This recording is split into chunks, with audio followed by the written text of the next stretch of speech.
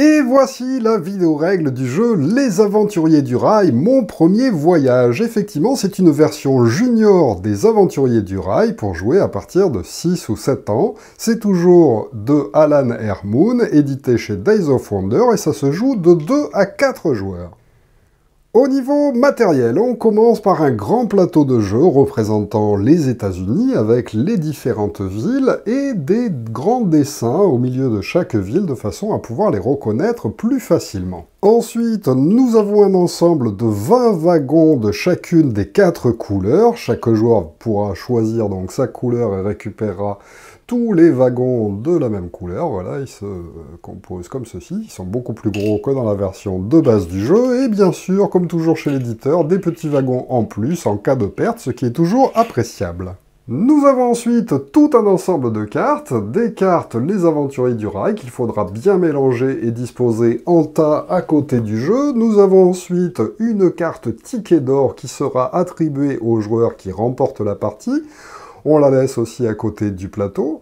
Nous avons ensuite 4 cartes spéciales Grande Traversée, qu'on disposera aussi à côté du plateau de jeu en tas. Et enfin, un paquet de cartes tickets, qui sera aussi correctement mélangé avant d'être disposé à côté du plateau. On fait ensuite une distribution initiale. Avec les cartes tickets, chaque joueur doit en recevoir 4 en début de partie, alors que pour les cartes tickets, chaque joueur en reçoit 2. Chacun peut alors consulter secrètement sa main sans les montrer aux autres joueurs. Alors les cartes wagons présentent tout simplement des wagons de différentes couleurs, avec de jolies illustrations, en fonction des couleurs qui sont dessinées sur les liaisons du plateau de jeu. Il y a aussi des cartes spéciales locomotives qui présentent toutes les couleurs et qui seront des cartes joker.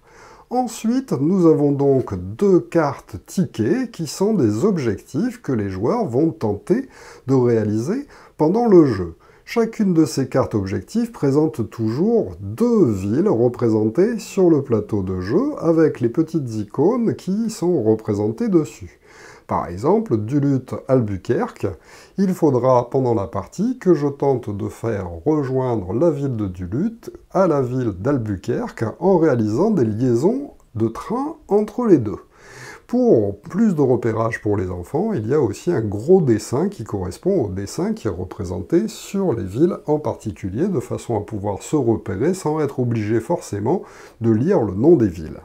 Nous sommes alors prêts à débuter la partie, mais quel est le but du jeu? Eh bien, un petit peu comme les Aventuriers du Rail classiques, les joueurs vont tenter de faire des liaisons entre les villes afin de réaliser leurs objectifs secrets sous la forme de tickets. Le premier joueur qui parviendra à réaliser 6 objectifs, soit 6 tickets, emportera la partie. Alors, pour le déroulement, nous allons désigner le joueur le plus jeune autour de la table, c'est lui qui va commencer, et ensuite, à tour de rôle, les joueurs joueront dans le sens des aiguilles d'une montre jusqu'à la fin du jeu. Lorsque c'est à quelqu'un de jouer, il n'a que 2 possibilités. Soit je vais piocher des cartes, soit je vais jouer des cartes pour avoir le droit de poser des wagons de ma couleur sur le plateau de jeu. Attention, la couleur de mes wagons ne correspond pas à la couleur des liaisons qu'il y a sur le jeu, et ne correspond pas non plus à la couleur des cartes wagons que j'ai en main.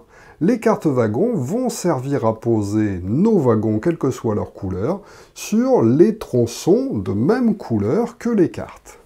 Alors, toujours en reprenant mon exemple, imaginons que j'ai la liaison Seattle-Winnipeg et la liaison Duluth-Albuquerque à réaliser. Donc par exemple, si je veux réaliser Duluth-Albuquerque et finir ce ticket pour approcher de la victoire, il faudra que je parvienne à faire une liaison de mes wagons entre Duluth et Albuquerque de n'importe quelle manière. Si j'arrive à poser par exemple un wagon ici et 4 wagons là, eh bien c'est bon, j'aurai réussi à relier ces 2 villes. Mais je peux aussi faire tout le tour du plateau. Si je fais Albuquerque-Duluth en passant par ces villes, j'aurai aussi réussi mon objectif. Alors, pour ne pas trop encombrer votre main et ne pas confondre vos tickets avec vos wagons, essayez de mémoriser vos cartes objectifs et placez-les face cachée devant vous. Vous pourrez toujours les consulter à tout moment, comme ça vous ne les confondrez pas avec vos autres cartes. C'est donc à moi de jouer et j'ai ces cartes-là en main. Alors lors de mon tour, je peux décider de poser des cartes pour mettre des wagons. Mais pour pouvoir mettre des wagons, il faudra toujours que je joue le nombre de cartes correspondant au nombre de tronçons qui sont dessinés entre deux villes. Là, par exemple, entre Kansas City et Denver, je serai obligé de jouer soit 2 cartes vertes, soit 2 cartes blanches pour avoir le droit de placer mes wagons dessus. Il me sera interdit de jouer une seule carte blanche pour commencer une liaison. Effectivement, il faudra obligatoirement, comme il y a 2 tronçons entre ces deux villes, jouer les 2 cartes blanches à la fois. Alors, par exemple, comme dans mon objectif, je dois relier Albuquerque avec son caillou jusqu'à Duluth avec son pont, eh bien je regarde par où je pourrais passer. Et l'endroit le plus court, eh bien ça me paraît être celui-ci. Ici, entre Albuquerque et Denver, il faut un seul wagon. Eh bien ça tombe bien car en main, j'ai une carte rouge correspondant à la couleur de ce tronçon. Je peux donc le poser sur le jeu et à ce moment-là poser un wagon de ma couleur sur cette liaison. Elle m'appartient désormais et plus personne ne pourra me prendre la place. Ceci étant fait, je vais jeter la carte que j'ai utilisée pour placer mon wagon et on passe au tour du joueur suivant dans le sens des aiguilles d'une montre. Lui aussi pourrait décider de jouer des cartes pour pouvoir poser des liaisons entre deux villes. Alors attention, il y a des cartes comme ceci, locomotives, qui sont des jokers et qui remplacent n'importe quelle couleur. Donc par exemple, le joueur suivant pourrait décider de jouer un wagon jaune et une locomotive pour avoir le droit de faire Albuquerque, Salt Lake City. Et à ce moment-là, il jette aussi les cartes qu'il a utilisées. Mais comme on n'a que 4 cartes au début, on n'en aura peut-être pas assez pour faire les liaisons qui nous intéressent. Le joueur suivant pourrait par exemple décider de ne pas poser de cartes pour placer des wagons, et il pourrait à ce moment-là préférer piocher. Lorsqu'on décide de piocher, eh bien on pioche tout simplement les 2 premières cartes du paquet qu'on ajoute à sa main. Notre tour est aussi terminé, et on passe au joueur suivant. Alors, imaginons que tout le monde ait joué et que ça revienne à moi, et bien à ce moment-là, je décide soit de piocher 2 cartes, soit de jouer des cartes pour essayer de réussir mes tickets. Là, par exemple, je veux aller de Denver jusqu'à Duluth, mais là, il me faudra jouer forcément 4 cartes noires ensemble, ou bien avec des jokers. Donc là, pour l'instant, j'ai une carte noire et un joker, donc il faudrait que j'en pioche. Mais je ne sais pas sur quoi je vais tomber quand je vais piocher. Donc peut-être qu'il sera plus simple de passer par un autre chemin. Là, par exemple, j'ai une carte blanche et un joker. Je pourrais par exemple décider de les jouer pour placer mes 2 wagons ici, car effectivement, on n'est pas obligé de jouer ces wagons les uns à la suite des autres, on peut les jouer n'importe où. Là, je me fais une petite liaison ici, comme ça, au tour d'après, il ne me restera plus qu'à essayer de rejoindre ces 2 villes pour réaliser mon objectif. Imaginons que tous les autres aient encore joué, c'est à nouveau à moi, mais je n'ai plus qu'une seule carte qui me sert à rien. Et bien à ce moment-là, je suis obligé de dire je pioche 2 cartes, je les ajoute à ma main, et ça passe au tour du joueur suivant.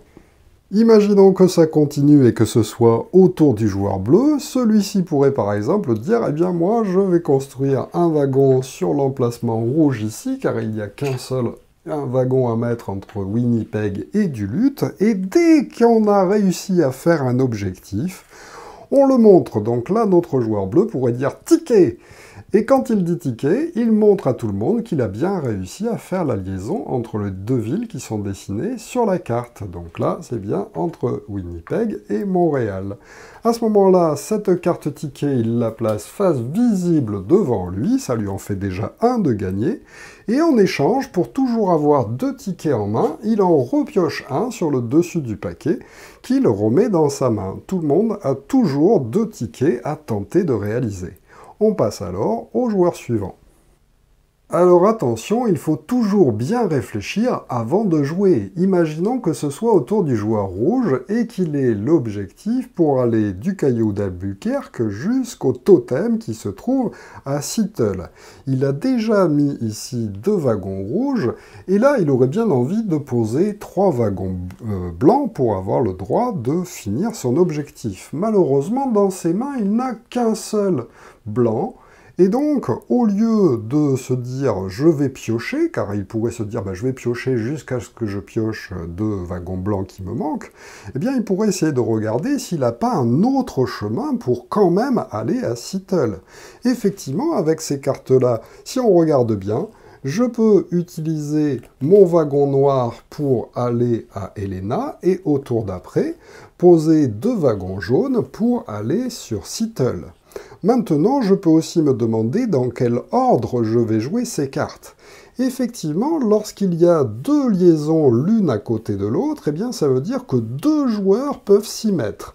Attention, le même joueur n'a pas le droit de se mettre là et là. Donc par exemple, si moi je joue un noir et que je place un wagon ici, eh bien je n'aurai pas le droit plus tard de jouer un vert pour me placer ici. Je dois toujours laisser une place pour les copains.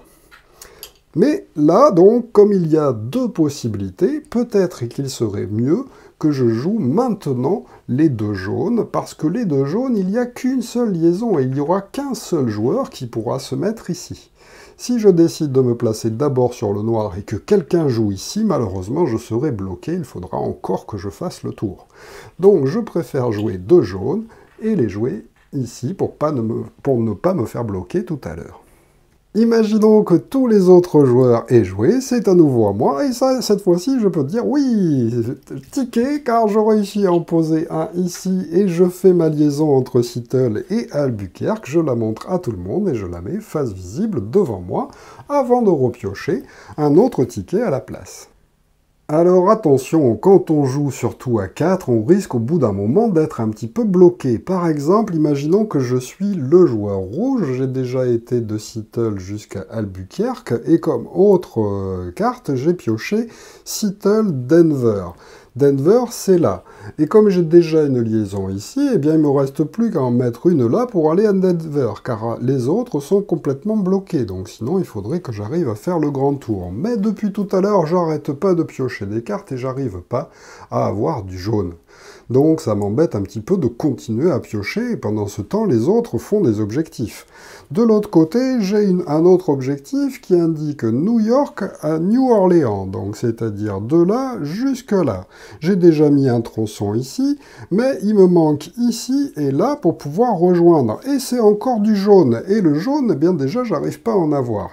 Donc, au bout d'un moment, quand c'est à moi de jouer, au lieu de piocher ou au lieu de poser des wagons qui servent à rien, j'ai le droit de dire, bien moi, ces objectifs, je les trouve trop difficiles, je veux pas les faire. À ce moment-là, je vais les jeter, et à la place, j'en repioche 2. Mais par contre, quand je fais ça, eh bien, je passe mon tour, et on passe au joueur suivant. Et la partie se poursuit ainsi. Alors évidemment, si on pioche les 2 dernières cartes, eh bien à ce moment-là, on remélangera tout le paquet de cartes qu'on a joué jusqu'à présent avant de le redisposer pour pouvoir continuer à piocher si on veut. Alors attention, il existe aussi un coup spécial. Effectivement, on peut faire la grande traversée. Pour faire la grande traversée, il va falloir réussir à relier une des 3 villes qui se trouvent sur la côte est des États-Unis à une des villes qui se trouvent sur la côte ouest, Los Angeles, San Francisco ou Seattle. Si jamais un joueur parvient à poser des wagons et avoir une liaison entre une de ces villes d'un côté et une ville qui se trouve de l'autre. Donc là, par exemple, pour le joueur vert, en posant ces wagons-là, il rejoint bien Miami jusqu'à Seattle. Eh bien, il a réussi à faire la grande traversée. À ce moment-là, il va gagner un ticket grande traversée qu'on a disposé à côté du jeu en début de partie. Dès que je réussis à faire ça, eh bien, je peux rajouter ce ticket aux autres que j'ai déjà posés devant moi, et ça me fait donc un ticket de plus pour tenter de l'emporter. La partie se poursuit donc comme ça à tour de rôle jusqu'à ce qu'un joueur parvienne à réaliser un 6e et dernier ticket, et à ce moment-là, il remporte la partie. Mais la partie peut se terminer aussi avant si un joueur a utilisé tous ses wagons. Effectivement, s'il ne vous reste plus beaucoup de wagons, eh bien vous n'arriverez plus à faire les objectifs qui vous restent en main, les autres tickets que vous n'avez pas encore fait. eh bien à ce moment-là, il faudra poser ces wagons d'une manière quelconque, n'importe où, ça n'a pas d'importance, sauf si ça vous permet éventuellement de faire la grande traversée. Mais dès qu'un joueur aura joué tous ces wagons, la partie s'arrête aussi immédiatement et c'est celui qui a joué le plus de tickets devant lui qui gagne la partie. Si à ce moment-là il y en a plusieurs qui ont le même nombre de tickets devant eux, eh bien ils ont tous gagné la partie ensemble. Voilà donc pour Les Aventuriers du Rail, mon premier voyage, un excellent jeu familial à partir de 7 ans, je dirais, parce que 6 ans, c'est quand même très compliqué. Effectivement, plusieurs problèmes. Déjà, les jeux de cartes, c'est pas évident pour les enfants de tenir les cartes en main, d'autant plus que dans ce jeu, on n'est pas limité en nombre de cartes maximum, donc on peut en avoir beaucoup, et en plus, naviguer entre les deux objectifs que l'on reçoit, eh bien, c'est vraiment pas simple pour les enfants. Donc j'aurais tendance à dire plutôt à partir de 7-8 ans, voilà, pour initier en fait aux mécaniques des aventuriers du rail. Donc un excellent jeu familial qui fait aussi réfléchir les parents, car ça paraît bête comme ça, mais il y a quand même un brin de tactique pour pouvoir trouver les chemins et imaginer par où passer pour pouvoir réaliser ces tickets le plus rapidement possible. N'oubliez pas qu'il y a 4 cartes de grande traversée, ce qui veut dire que tous les joueurs peuvent le faire, et pas seulement le premier qui y arrive. Donc essayez, si possible, de rejoindre une des villes de droite à une des villes de gauche, pour pouvoir gagner ce ticket supplémentaire qui est bien pratique pour parvenir à 6. Quand vous jouez à 4 joueurs, c'est quand même très rare qu'un joueur arrive à 6. À ce moment-là, quand vous êtes en tête, eh bien, il faut vous dépêcher de poser vos wagons, car si un joueur n'a plus de wagons, eh bien, c'est celui qui a le plus de tickets devant lui qui l'emporte. Donc, si vous êtes en tête, vous avez tout intérêt à essayer de vous débarrasser au plus vite de vos derniers wagons en les posant n'importe où vos cartes vous le permettent. Voilà donc un jeu assez sympathique pour jouer en famille à partir de 7-8 ans et en autonomie à partir de 8-9 ans à mon avis, car il y a quand même quelques règles à bien comprendre et c'est pas si évident que ça pour les enfants. Si vous jouez avec des enfants à partir de 6 ans comme indiqué sur la boîte, je vous conseille à mon avis de jouer avec les objectifs à réaliser face visible et peut-être de ne donner qu'un seul objectif à chaque joueur autour de la table. Voilà, comme ça rend le jeu un petit peu plus simple, et puis soyez pas trop vache avec vos enfants. Voilà, merci de m'avoir suivi, et à très bientôt pour une nouvelle vidéo règle. Au revoir!